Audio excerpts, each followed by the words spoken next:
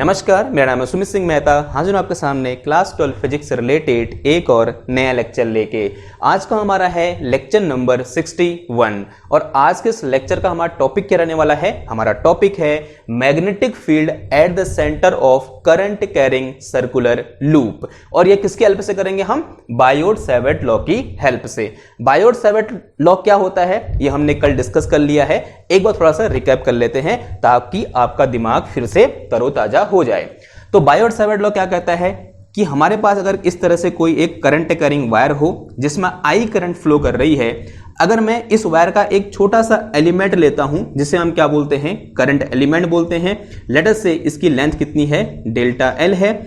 तब इस current element से आर डिस्टेंस पर, या बोल सकते हैं इससे कुछ आर वेक्टर पर, डिस्प्लेसमेंट वेक्टर आर पर, किसी पॉइंट पी पर जो मैग्नेटिक फील्ड का मैग्नीट्यूड होगा वो कितना होगा? Mu naught upon 4 pi I d l sine theta upon r square के बराबर होगा, जहां पर थीटा क्या है? Angle between r and dl है। जहां डीएल वेक्टर क्या है मेरे पास? अभी मैंने बोला करंट एलिमेंट है, और जो आर वेक्टर है वो क्या है? इस P और इस करंट एलिमेंट के बीच का डिस्प्लेसमेंट वेक्टर है, या सिंपल बोल सकते हैं डीएल और आर के बीच की क्या है? डिस्टेंस है। तो ये क्या है? हमारा बायोट-सैवर्ट लॉ है। आज हम इसकी हेल्प से किसी एक सर्कुलर करंट कैरिंग लूप के कारण उसके सेंटर पर मैग्नेटिक फील्ड को फाइंड करेंगे। तो फटाफट क्या करते हैं, शुरू करते हैं, और आप ये हेडिंग अपने पन्ने के टॉप में डालो। ठीक, तो सबसे पहले हमारे पास क्या है भाई? इस तरह से एक करंट कैरिंग लूप है। तो मैंने अज्यूम कर लिया ये एक मेरे पास सिंगल लूप है जो मैंने ऐसे रखी, प्लेन में रखी, तो तभी आपको क्या दिख रही है? इस तरह से टिल्टेड दिख रही है। ठीक है, एक्चुअल में ये ऐसी है। अगर मैं वर्टिकल प्लेन में देखूंगा तो मुझे ऐसे दिखेगी, अगर मैं हॉरिजॉन्टल प्लेन में देखूंगा तो मुझे कुछ इस तरह की दिखेगी। तो ये क्या है? इस करंट कैरिंग लूप का सेंटर है, और मान लिया इसमें इस तरह से कुछ आई करंट क्या कर रही है? फ्लो कर रही है। आप इस पर ऐसा भी दिखा सकते हो कि यहां से दो वायर ऐसे गए हैं, यहां से आई करंट ऐसे आई और एक घूम के फिर यहां से ऐसे बाहर निकल गई। कितनी करंट? I current. और ये क्या है भाई? इसका सेंटर है, और अज्यूम कर लिया इसकी जो रेडियस है यहां से यहां तक वो कितनी है? आर है। और मुझे क्या करना है? इस सेंटर ओ पर मैग्नेटिक फील्ड कितना होगा वो फाइंड करना है। कैसे करेंगे जरा समझो। सबसे पहले क्या करूंगा, इस पूरे वायर में, या बोलते हैं इस सर्कुलर रिंग में क्या ले लूंगा? एक छोटा सा करंट एलिमेंट यहां पर मैं ले लूंगा। लेट अस से this current element is delta L. ये जो करंट एलिमेंट है वो क्या है मेरे पास? डेल्टा एल है। फिर उसके बाद क्या निकालूंगा? इस डेल्टा एल से लेकर इस ओ तक की डिस्टेंस, और ऑब्वियसली बात है वो डिस्टेंस किसके बराबर होगी? इस सर्कल के रेडियस के बराबर होगी। तो वो क्या हो जाएगा? कैपिटल आर वेक्टर हो जाएगा ना। अब इस डीएल के कारण इस पॉइंट ओ पर मैग्नेटिक फील्ड कितना होगा? तो लिख के चलो, magnetic field at centre due to current element क्या लगाओगे भाई? बायोट-सैवर्ट लॉ लगाओगे। क्या होता है हमारे पास? dB equal to mu naught I upon 4 pi d l sine theta upon में कितना आ जाएगा? आर स्क्वायर आ जाएगा। अब सवाल ये है यहां पर डीएल कितना होगा? Here DL is angle, sorry यहां पर जो एंगल होगा डीएल और आर के बीच का वो कितना होगा? बताओ भाई। ये मेरे पास डीएल कैसे है? Along the tangent to this loop है, और वी कैन से, और ये मेरे पास जो आर है वो कहां की ओर है? वो अलोंग द रेडियस है। तो टेंजेंट या बोलते हैं इसके सर्कमफ्रेंस में किसी पॉइंट और आर के बीच का एंगल कितना होता है? हमेशा 90 डिग्री होता है। तो यहां पर जो थीटा है भाई वो कितना है मेरे पास? 90 डिग्री है। इसको हम ऐसे भी देख सकते हैं, मेरे पास एक लूप होगी यहां पर। देखो ये मेरे पास लूप है, ठीक है, ये दिख रहा है लूप आपको। ये क्या है? इसका सेंटर है, ठीक है। और जो डीएल है मेरे पास ऐसे है। डीएल कैसे है? माना ये डीएल है, जो कट दिख रहा है यहां पर, ये क्या है? डीएल है मान लिया।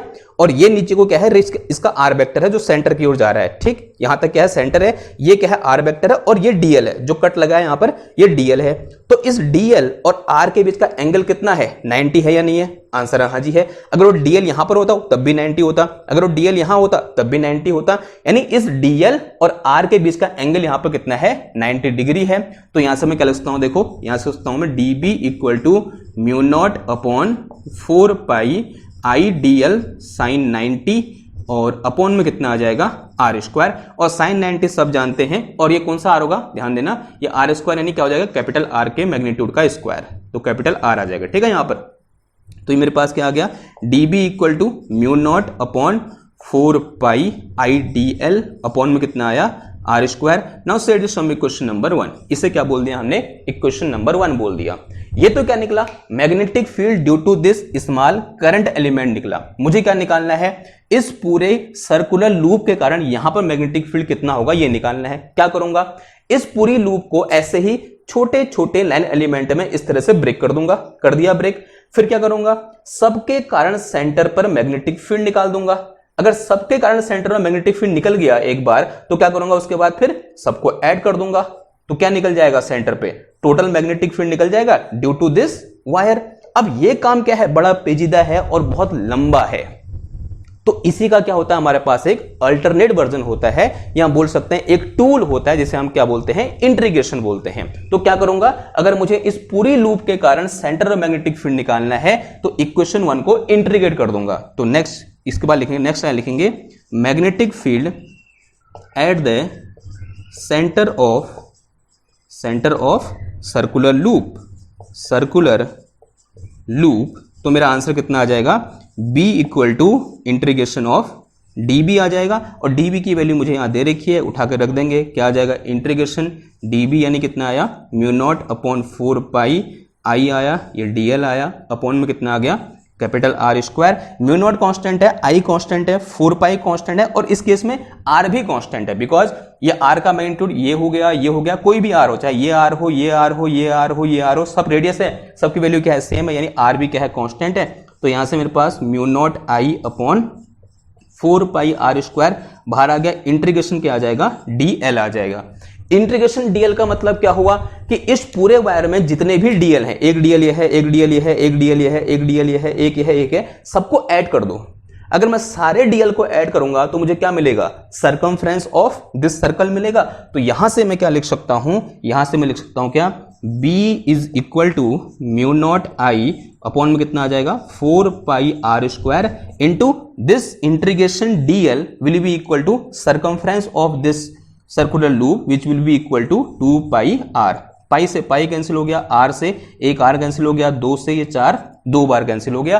तो यहां से मेरे पास मैग्नेटिक फील्ड बी का फॉर्मूला क्या निकल के आया, म्यू नॉट आई अपॉन में कितना आ गया, 2r आ गया। ठीक है, म्यू नॉट आई अपॉन में 2r, and it is very very important formula, and this is formula of magnetic field due to a circular current carrying loop at the centre of loop.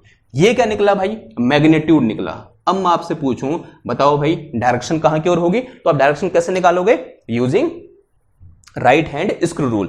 अगर मैं ये wire पकड़ूं और यहां पर current कैसे जा रही है, ये सामने वाला इसकी साइड है, मतलब सामने वाला पार्ट है इसका, इसमें करंट ऐसे जा रही है यहां की ओर। तो क्या करेंगे, जहां करंट जा रही है उस डायरेक्शन में अंगूठा कर देंगे, कर दिया अंगूठा, और जहां मुझे मैग्नेटिक फील्ड निकालना है, कहां निकालना है, सेंटर पे निकालना है, वहां क्या कर देंगे, उंगलियों को खोल दो इस तरह से, उस डायरेक्शन में ऐसे खोल दिया।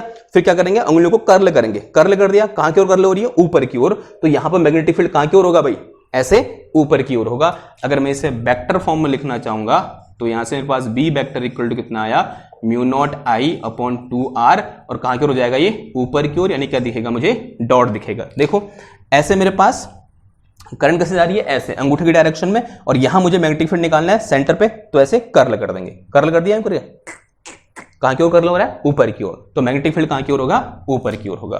तो this is our formula in vector form. Vector form हम इस तरीके से क्या कर सकते हैं, लिख सकते हैं। नाउ अब यहां पर क्या है, जरा ध्यान से देखेंगे, कितनी लूप है मेरे पास, सिर्फ एक लूप है। जरूरी नहीं है कि हर बार हमारे पास क्या हो, सिर्फ एक लूप हो। अगर मैं बोलूं यहां पर कितने टर्न्स हैं, n टर्न्स हैं, if there are n turns, कितने हैं भाई, n टर्न्स। अगर यहां पर n टर्न्स हैं, then magnetic field at the centre b equal to कितना आ जाएगा, म्यू नॉट एन आई आ जाएगा, यानी n से क्या हो जाएगा, मल्टीप्लाई हो जाएगा, बिकॉज एक टर्न्स के कारण इतना है, तो n टर्न्स के कारण कितना हो जाएगा, मल्टीप्लाई में n आ जाएगा, कितना आएगा, म्यू नॉट एन आई अपॉन में कितना आ जाएगा, r आ जाएगा। डायरेक्शन में कोई चेंज नहीं आएगा, डायरेक्शन वही रहेगी, क्योंकि हर टर्न में क्या हो रही है, करंट सेम डायरेक्शन में मूव कर रही है। तो this is magnitude of magnetic field at the centre of circular loop या circular coil when there are n turns in coil. जब वहां पर कॉयल में कितने टर्न्स हो, n टर्न्स हो, तब फॉर्मूला ये होगा। क्लियर है बात। नाउ कभी कभी इसी में एक और क्वेश्चन पूछ लेता है, magnetic field at the centre of arc, eight the centre of arc. भाई आर्क क्या होता है, किसी भी एक सर्कल का जो पार्ट होता है उसे हम क्या बोलते हैं, आर्क बोलते हैं। जैसे ये मेरे पास क्या है, एक सर्कल है यूं करके, ठीक है। अगर मैं इस सर्कल का एक छोटा सा पार्ट लेता हूं, देखो कहां से कहां तक, माना मैं ए से लेकर बी तक मैंने क्या किया, इस सर्कल का एक छोटा सा पार्ट ले लिया और बाकी चीज यहां पर नहीं है, उसको मैं डैश से दिखा दे रहा हूं, ठीक है। अब ये क्या बना, ए से बी तक ये एक आर्क बना और इस आर्क का सेंटर कहां पर है भाई, इधर पर है। और angle subtended by this arc वो कितना है मेरे पास, थीटा है, ठीक है। तो अब मुझे बताना है, अगर इस आर्क में आई करंट फ्लो कर रही है तब इसके सेंटर, इस पॉइंट ओ पर मैग्नेटिक फील्ड कितना होगा। कैसे निकालते हैं समझेंगे जरा। देखो जब मेरे पास क्या थी, कंप्लीट एक सर्कल था, यानी अगर मैं कंप्लीट सर्कल की बात करूंगा तो सेंटर पर कितना एंगल बनाएगा। देखो जरा, अगर मेरे पास इस तरह से क्या होगा, एक कंप्लीट सर्कल होगा, कंप्लीट सर्कल के लिए इस रेडियस ने कितना एंगल बनाया, इस मतलब ये भी तो एक आर्क है ना, तो इस समय एक कंप्लीट आर्क ने बीच में कितना एंगल सबटेंड किया, 360 यानी कितने रेडियन, 2 पाई रेडियन। यानी मेरे पास 2 पाई रेडियन के लिए कितना मैग्नेटिक फील्ड है भाई, जब मैं 2 पाई रेडियन के लिए देखता हूं तो मैग्नेटिक फील्ड है मेरे पास कितना, म्यू नॉट आई अपॉन 2r के बराबर है या नहीं है, आंसर हाँ जी है। और अगर मैं क्या बोलूं 1 रेडियन की बात करूं तो 1 रेडियन के लिए मेरे पास सेंटर में कितना मैग्नेटिक फील्ड है, म्यू नॉट आई अपॉन 2r इंटू 1/2 पाई के बराबर मैग्नेटिक फील्ड है। अब मुझे चाहिए कितने के लिए, थीटा रेडियन के लिए, तो फॉर थीटा रेडियन बीच में कितना मैग्नेटिक फील्ड होगा, म्यू नॉट आई अपॉन 2r और इंटू कितना आ जाएगा, ये थीटा अपॉन 2 पाई आ जाएगा। तो this is magnetic field at the centre of this loop. इस लूप के सेंटर में कितना मैग्नेटिक फील्ड होगा, सॉरी लूप नहीं बोलते, क्या बोलते हैं, आर्क। इस आर्क के सेंटर में कितना मैग्नेटिक फील्ड होगा, इतना मैग्नेटिक फील्ड होगा। थीटा जो भी होगा उसके रेडियन वाली वैल्यू यहां पुट कर देंगे, हमारा आंसर आ जाएगा, ठीक है। क्लियर है इतनी बात, ठीक। और ध्यान देना है न्यूमेरिकल में थीटा की जगह क्या रखना है, रेडियन वाला टर्म रखना है। अगर वो साइन 30 डिग्री दे रखा है, 45 दे रखा है, 60 दे रखा है या 90 दे रखा है, तो आप पहले उसको रेडियन में कन्वर्ट करोगे तब जाके यहां पर वैल्यू पुट करोगे, ठीक है। तो ये क्या हो गया, हमारा magnetic field at the centre of circular loop का डेरिवेशन हो गया। अब इससे रिलेटेड कुछ इंपोर्टेंट क्वेश्चन कर लेते हैं। क्वेश्चन नंबर 1 क्या बोल रहा है, the plane of a circular coil is horizontal, it has 10 turns, कितने टर्न्स है इसके बाद, 10 टर्न्स है, each radius 8 centimetre, a current of 2 ampere flows through it, the current appear to flow clockwise from the point where the coil above the coil, sorry, from the point above the coil, find the magnitude and direction of magnetic field at the center of coil। तो मेरे पास simple यहां पर क्या है भाई, इस तरह से एक कॉयल है, यानी कैसी कॉयल है बोला, सर्कुलर कॉयल है, वो उसने बोल रखा है। तो ये मेरे पास क्या है, इस तरह से यहां पर एक सर्कुलर कॉयल है और यहां पर कितने टर्न्स हैं इस कॉयल में, n इक्वल टू मेरे को दे रखा है कितना, यहां पर n टर्न्स हैं, सॉरी कितने हैं, 10 टर्न्स हैं। और ये बोल रखा है इसमें कितनी करंट फ्लो कर रही है, आई करंट फ्लो कर रही है। और कैसे फ्लो कर रही है, क्लॉकवाइज डायरेक्शन में। अगर मैं ऊपर से देखता हूं यानी इस तरह से यहां पर करंट क्या कर रही है, फ्लो कर रही है। और आई इज इक्वल टू कितना दे रखा है मेरे को यहां पर 2 एम्पियर, ये चीज गिवन है मुझे, ठीक है। थोड़ा सा मैं इसको पतला कर देता हूं, 2 एम्पियर करंट मुझे यहां पर क्या कर रखी है, गिवन है। और मुझे क्या करना है, इसके सेंटर पर मैग्नेटिक फील्ड निकालना है और इसकी रेडियस भी दे रखी है मेरे को कितना, r इक्वल टू दिया है मेरे को 8 सेंटीमीटर। और अगर r इक्वल टू कितना है मेरे पास 8 सेंटीमीटर है, तो this will be equal to 8 into 10 की पावर -2 मीटर हो जाएगा। और अभी हमने तरोताजा मैग्नेटिक फील्ड B का फॉर्मूला क्या पड़ा है, म्यू नॉट एन आई अपॉन में कितना आ जाएगा, 2r आ जाएगा। अब सारी वैल्यू हम पुट कर देंगे। म्यू नॉट की वैल्यू कितनी होती है, बच्चा जानता है, म्यू नॉट इक्वल टू होता है मेरे पास कितना, 4 पाई इंटू 10 की पावर -7 इंटू n दे रखा है मेरे को इस केस में 10 इंटू आई दे रखा है कितना 2 डिवाइड में कितना आ जाएगा 2r, r कितना है मेरे पास अगेन 8 इंटू 10 की पावर -2 है, ठीक है। देखो इस 2 से 2 कैंसिल हो जाएगा और 4 से ये 2 बार कैंसिल हो जाएगा, तो कितना आ गया ये आ गया मेरे पास π/2 इंटू 10 की पावर -7 और इंटू कितना आ गया 10 की पावर +2 हो गया ऊपर आके, and this will be equal to π/2 into 10 की पावर -5 टेस्ला। ये क्या हो जाएगा, हमारा आंसर हो जाएगा। आप चाहो तो यहाँ पर पाई की जगह रख सकते हो 3.14 डिवाइडेड बाई 2 इंटू 10 की पावर -5 टेस्ला। थोड़ा सा सॉल्व करेंगे तो b इक्वल टू कितना आ जाएगा, ये 2 एकम 2 होता है और फिर पॉइंट आएगा 1 उतरेगा 0 हो जाएगा, 7 दूना 14, कुछ ऐसा कुछ आ रहा है। 1.07 इंटू 10 की पावर माइनस, सॉरी क्या लिख दिया मैंने, न्यूटन क्यों लिख दिया, क्या हो गया मेरे को, ये क्या है भैया, इधर टेस्ला है, इतना टेस्ला, b इक्वल टू कितना आ गया, इतना टेस्ला, ये आंसर आ गया। ठीक है, तो दिस इज अवर आंसर। ऐसे एक और क्वेश्चन यहाँ पर है, देखो क्वेश्चन नंबर 2 क्या बोल रहा है, ए लॉन्ग वायर, क्या है, एक long wire having a semi circular loop. अब इंपॉर्टेंट बात क्या है यहाँ पर, लूप कैसी है, सेमी सर्कुलर है, of radius small r carries a current of I as shown in figure, find the magnetic field due to entire wire at the O, यानी O पॉइंट पर हमें मैग्नेटिक फील्ड निकालना है इस पूरे वायर, इसके कारण भी, यहां से यहां तक ये जो है इसके कारण भी, फिर इसके कारण भी। तो पहले क्या करेंगे हम, देखना पहले इसके कारण मैग्नेटिक फील्ड निकाल देंगे कि इस पॉइंट पर कितना होगा, यानी इस एलिमेंट के कारण जो P से Q है इसके कारण यहां मैग्नेटिक फील्ड निकालेंगे, फिर इस ST पार्ट के कारण यहां मैग्नेटिक फील्ड निकालेंगे, फिर जो मेरे पास सेमी सर्कल है ये वाला, इसके कारण यहां मैग्नेटिक फील्ड निकालेंगे, तीनों को क्या कर देंगे, ऐड कर देंगे, क्या निकल के आ जाएगा, हमारा आंसर निकल के आ जाएगा। समझ गए, यानी किस तरह से हम आगे प्रोसीड करेंगे, ये आपके दिमाग में आ गया।